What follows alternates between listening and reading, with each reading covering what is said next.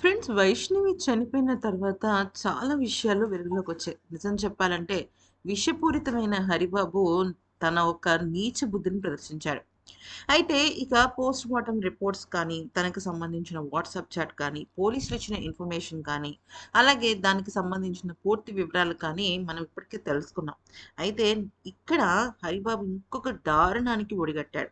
అయితే ఆ అమ్మాయిని చంపే విషయంలో గొంతు నులిమి చంపేసాడు. ఆ విషయం మనకు తెలిసిందే కదా!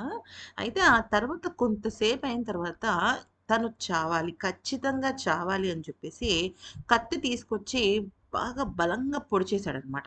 అయితే ఇక్కడ ఇంకొక పెద్ద విషయం ఏంటంటే తను యాక్చువల్లీ వైష్ణవికి నల్లపూసలంటే చాలా ఇష్టం. అంటే మంగళసూత్రాలంటే చాలా ఇష్టం అనమాట.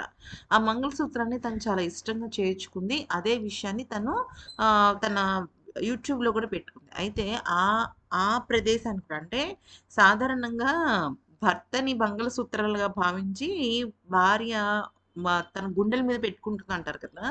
అయితే తను గూడా నిద్రపోతున్నప్పుడు గూడా మంగళసూత్రం తన మెడలో ఉంటే దానికి సంబంధించి తను గట్టిగా కత్తిపోట్లనమాట. అంటే ఎలా అంటే ఆడవాళ్ళ ఛాతీ కింద భాగానికి సంబంధించి. అంటే ఒక ఆడదాన్ని ఎక్కడైతే పొడవకూడదో అంతే దారుణంగా ఈ దుర్మార్గుడు పొడిచాడనమాట. పెళ్లి సమయానికే వీడు డబ్బు మనిషి.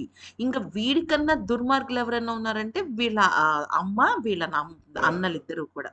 దారుణాతి దారుణం అనమాట. అయితే అవన్నీ కూడా ఆ కత్తికి సంబంధించి, ఆ ఛాతీ కత్తిపోట్లు ఇవన్నీ కూడా విన్న తర్వాత అసలు వైష్ణవి వాళ్ళ అమ్మగారైతే నిజంగా చాలా ఆవిడ పొజిషన్‌ని నిజంగా చెప్పాలంటే బాధగా అనిపిస్తుంది.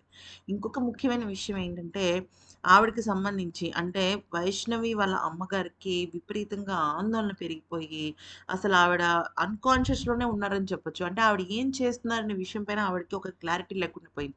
ఎందుకనంటే 19 ఏళ్ల ఒక్కగానొక్క కూతురు అంత దారుణంగా చనిపోతే ఏ తల్లి మాత్రం సహిస్తుందండి. అయితే ఇక తర్వాత ఏమైందంటే ఈ కత్తిపోట్లు పొడిచిన తర్వాత దాదాపుగా ఒక 10 నిమిషాల పాటు మౌనంగా అయిపోయింది. అసలు అంత జరిగిన తర్వాత కూడా అక్కడ నవ్వుతూ, తుళ్ళుతూ ఏదో రొమాన్స్ చేస్తున్నట్టుగా వ్యవహరించాడనమాట తీరు పద్ధతి చూస్తే.